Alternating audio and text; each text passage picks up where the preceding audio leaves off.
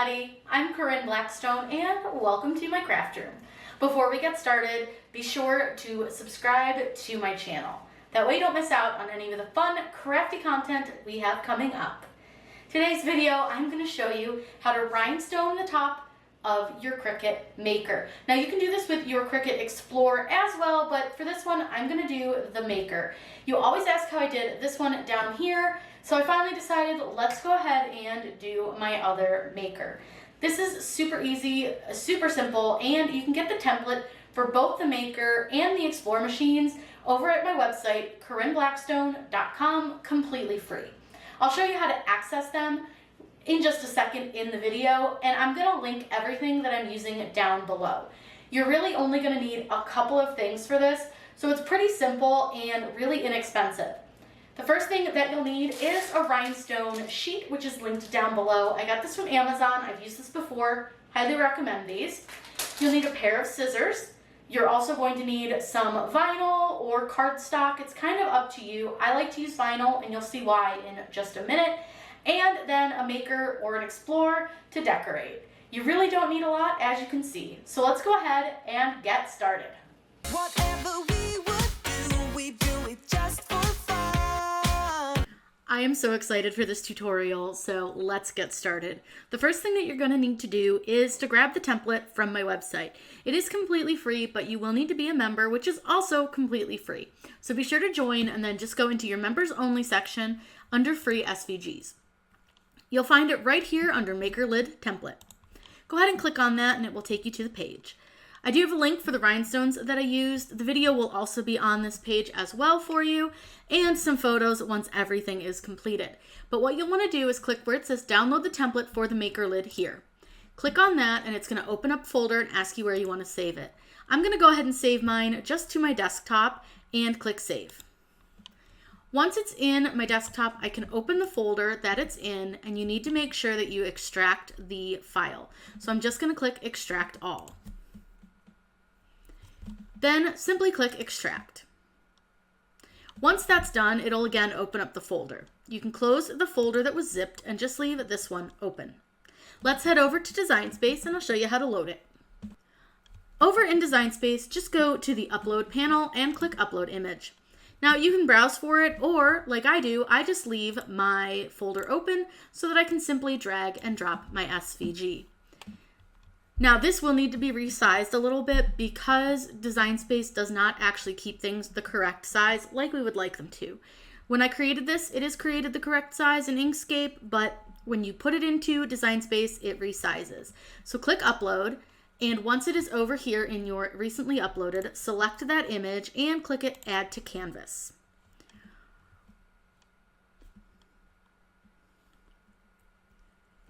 Now, like I said, you're going to have to resize it. It's really, really big, and it drives me absolutely crazy that it does this. But what you're going to do is up here at the top where it says size, make sure that this little lock is closed because you want to keep the dimensions. Then just change the width to like something simple like 10. And you'll see now that it's showing it at position X8 and Y12. Just change both of these to 1 because again, it's just Design Space being really weird. Once you've done that, you'll see that it gives you the directions on how to size this correctly. The first thing that you're going to do is click Ungroup. That's going to make the words separate from this black piece. This black piece is the part that we need to make sure to resize. So we need the width to be 18.292 wide. So if you just go up here and change this to 18.292, your height will change to 4.866. Now all you need to do is select all of the text here and you can just delete that. We don't need that anymore. Now we're ready to cut this out. Now I cut mine on stencil material, but you can cut it on anything that you want, but I do find that vinyl or stencil material works really well because you can stick it to the back of the rhinestones because the paper that's on the back doesn't really allow you to draw very well on it. So I do recommend just using something sticky.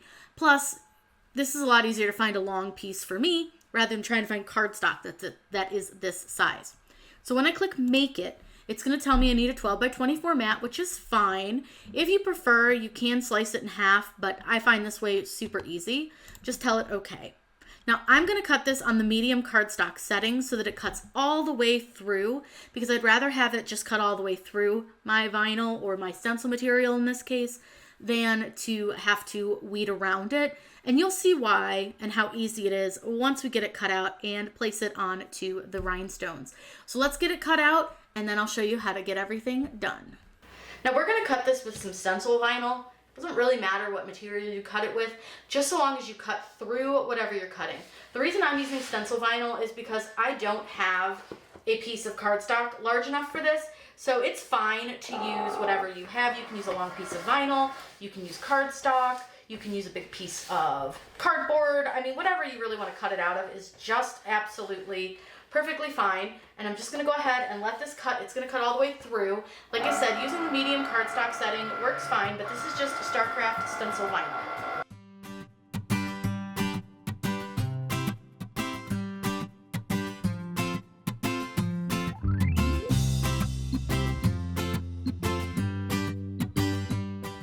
Once it's done, you can go ahead and unload it, and it's going to have cut through your design. Like I said, you might want to do a test cut just to check, but I've already cut this just to test my sizing, so I know that it cuts through just fine.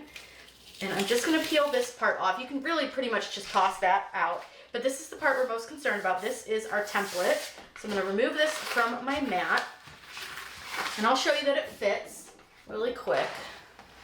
Now this is not the machine we're going to do, because obviously this one already has rhinestones on it, but this is how I did it, so we'll go ahead and show you how to do this on my other machine. So you can see it fits really well. It's like the exact size of the top of our maker. So let me go ahead and get the rhinestones and my other maker out, and I'll show you guys how to turn your maker into something just as gorgeous as this. Once you have your vinyl cut out, you are going to have your rhinestone sheet. Now this little crease in the center will flatten as you place it onto your Cricut, so don't worry about it, it'll be okay. But if it bothers you a lot, one way I found to help kind of correct it while you're trying to put your vinyl down is just to gently kind of roll it along that line. You don't want to do a full fold, but a little bit of a roll will kind of help bring it back down a little bit more. So what you're going to do is flip this over so that you're seeing the logo of the brand of rhinestones over here on the back. Then, now you'll notice, obviously, this is too long. You can see it sort of hangs off. So what I like to do, and I try to kind of eliminate as many cuts as I need to and can. So what I'm going to do is line this up pretty well with the side here and the base, so on the bottom. So you can see I have a straight line here and a straight line here, and then I'm going to cut across the vinyl stencil just kind of as straight as I can, and then this piece will be your extra part. Now again, you can kind of play with it, do what you need to do to make it fit, but don't worry if you have a little overhang. We're going to need to splice the sections together a little bit better anyways.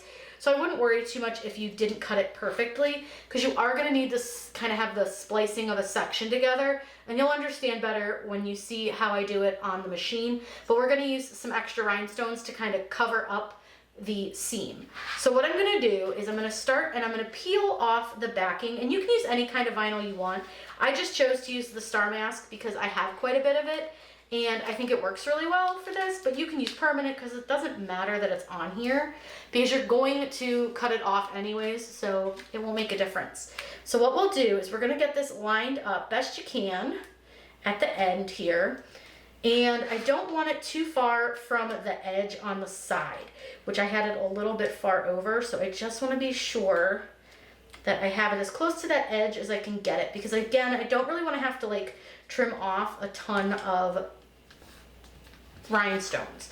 So I'm going to go ahead and roll this down, and it's just like you would when you apply a larger decal of vinyl. You're just going to kind of pull it down and place it. And then this piece, we'll do kind of the same thing. We'll line it up, but we're going to need to line it up here because it's a little too wide to sit like sideways next to it. Can you see kind of how it's not going to fit? So I like to put it this direction. And again, I will try to line it up with the top edge so I don't have to cut around as much and try to get as many straight lines. Now sometimes peeling this can be a little bit difficult. So I'm going to turn it around so that I can get the edges a little bit better. And I'm just gonna line up this edge and that edge and lay it down. So these are basically like a stencil. And the reason I use vinyl is A, because it's sticky, and B, because this backing is like coated with something. So writing on it really didn't work. And I did try that and it just smeared. So I highly recommend using something sticky that you can actually place down onto the surface here. So now what you'll do is you're gonna trim around your rhinestones. So you're just gonna take your scissors and follow along the line as well as you can. You're gonna have a little bit of a stair step on the corners, and you'll kind of see what I mean when I flip it over, and I'll see if you guys can see that. I'll zoom you in a little bit. You'll see that it's not perfectly round because your rhinestones are not going to make a perfectly round corner. So I'm gonna do the same over here. And again, you just wanna make sure you follow along the template here. And then I just try to make sure that I cut in a straight line. Now from here, you could potentially flip it over because you know where your edge is. So you know that you want to keep it along a straight edge of rhinestones. But I do tend to like flip it back over and check because sometimes it's not fully straight on this side. So it's up to you and kind of how you want to do it. And we can fix any like misgivings with the rhinestones. We can fix any kind of gapping. So I don't worry too much if I cut a little bit off from my rhinestone like lines, because you can go through and really repair any of that you need to. And remember, we're gonna repair the gap down here. So now you see you have one piece of your design, and like I said, you're gonna have a little overlap here. That's okay, because we are gonna go ahead and cut this one, and then we'll use some rhinestones to fill the gaps in. So again, I'm just gonna kind of cut along the edge, and it's okay if this one's a little bit wider than the stencil piece because we have that gap. And we'll fill that in, like I keep saying. It's super easy, and I wish I could explain it better, but showing you is gonna be the way that this is gonna be explained. So again, you're gonna cut around, and I recommend not using like your really good scissors on this. Use like an older pair, because the goo that's in here that holds the rhinestones down can get a little bit sticky and gooey on your scissors. And I like to make sure I clean mine off when I'm done with some rubbing alcohol, because it does get a little goopy. So now I'll lay this out so you can see our pieces, and then I will pull our maker in. But you kind of get an idea of where we have the gap here. And you can see that like when I cut this, it did cut out a line of rhinestones, but don't worry, we can easily fill this in by taking a little line of these rhinestones that we still have, and we can just fill that little gap in super easy. And I will show you how to do that. Every time I do this, I always end up with a little bit of a gap here. It's okay, and it actually, I think, feathers in better if you use a little extra piece of rhinestone, because it's probably gonna be a little bit more like that big of a gap. We'll see how it all lays once we have it on to our maker, but I'm gonna pull the maker in and we can get ready to place this on. Now it's really important that you don't toss out any of your scraps, because we are gonna use those. And I just always make sure my maker's good and clean. I did wipe it off, but I just like to do a double check. Then I'm just gonna double check the fit of my pieces. They look pretty good. We are gonna need to do a little repair right here, but that's okay, and right there, but I'm gonna show you how to do that. This is what happened last time I did it, and it was easy to fix. So you choose which end you wanna start with and how you wanna start. I'm gonna start with the smaller piece first, and all you have to do is peel this backing off, and then peel off this backing, because this is super sticky, so it can be a little bit precarious. Now I'm gonna get the backing off. And this is crazy, crazy sticky, like it sticks to literally everything. But I like to use the parchment paper to help me, because remember, stuff doesn't stick to parchment paper. So what I like to do is I'm gonna put my parchment paper down and put this right on top of it. Then I'm gonna get this lined up until I'm happy. And again, you're gonna have a little bit of a weird stair step thing going on, but that's okay. So what I'm doing is using my fingers to find the edge of my lid, and then I want to use this straight edge here as the top part, or the edge of my lid. And then I just kind of double check before I commit. I'm committed. Pull out the parchment paper, and then you can lay down your sticker here. Look at how gorgeous this is going to be. Oh, it's going to be so pretty. So we'll do the same thing with this one. Now with this one, we want to make sure that we get everything lined up. And again, we are gonna have a little bit of a repair to do, but that's okay. I'm not super concerned about it because it's an easy repair, and we actually might need to trim off an edge. That happens because of the way that the rhinestones lay. So I can already tell you, I'm gonna need to trim off one line of the rhinestones from up here. So what I wanna do is I just wanna take off one single line, and I'm just going to trim it like this. Just trim straight down the line, following that edge. And I don't wanna trim the whole thing because it looks like it's just a little part of it that won't fit, but I am gonna hold that to the side because we might need that again. So then I'm just gonna kind of check my fit again and see if I need to trim off any more. Now what you can see is we do have a little space. Don't worry, we will fix that. That space is there right now because this bottom part isn't quite gonna line up. That's okay, we can get it.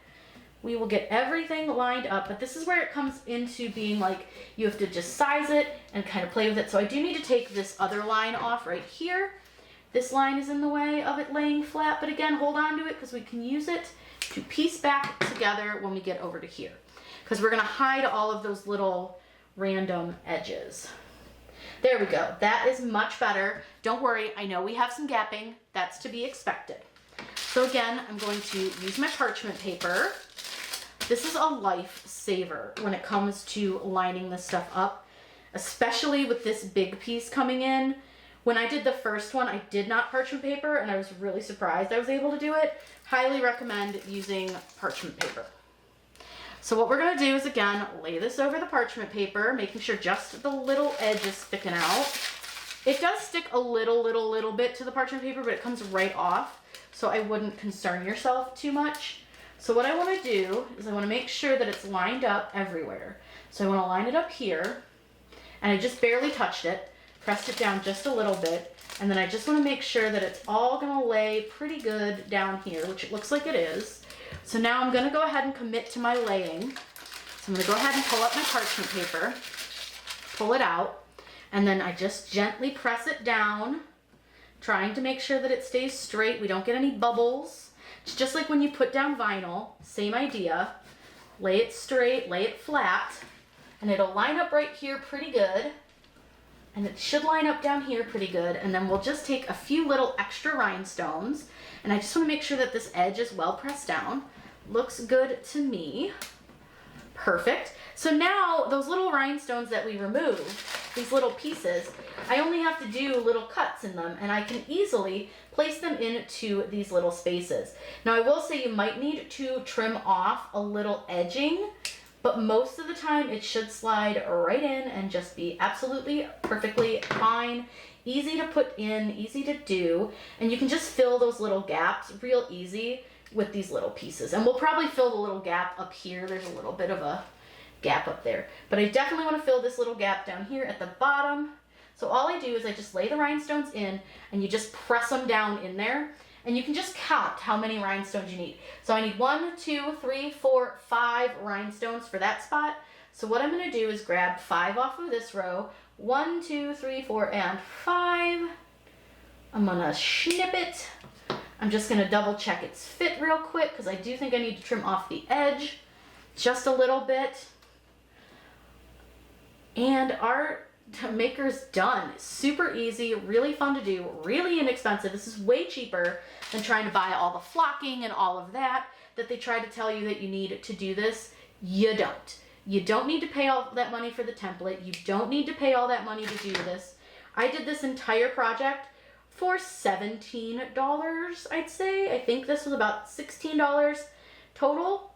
So super inexpensive, really easy to do. Comes in a ton of colors, way less messy, way less cost, and look, it's like perf. It's perfect. It's perfect. Look at how pretty that is. Now, I will say you can see a little seaming right now. It will calm down the seaming a little bit. I should have trimmed the edge off of this just a smidge, but really nobody else is going to notice that little seam except for you. And honestly, I think it looks so cute. I'll move it around a little bit so you can see how sparkly this is, and then I'll get you guys a really good shot so you can see all the color. Look how pretty.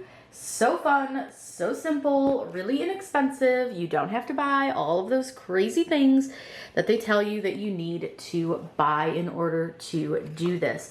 It is super easy. You can see now this one's been on for well over a year and it is in perfect condition. And then we just put this one on, but it looks so good. I don't even think this camera can like capture the true glittery amazingness that is this bling on here. And again, it's super inexpensive to do this and really, really easy. So be sure to check out the links down below because that's where I got this from, and you can find everything you need to make this, including the free template for the lid. We'll also have an Explore lid template as well, which you would do exactly the same way, just using the Explore template instead. Now, if you intend to do this, please let me know what color. Let me know how you decorate your Cricut. Are you somebody who likes it a little more simple like I do?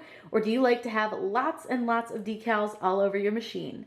Let me know. Have a great day, and always, happy crafting.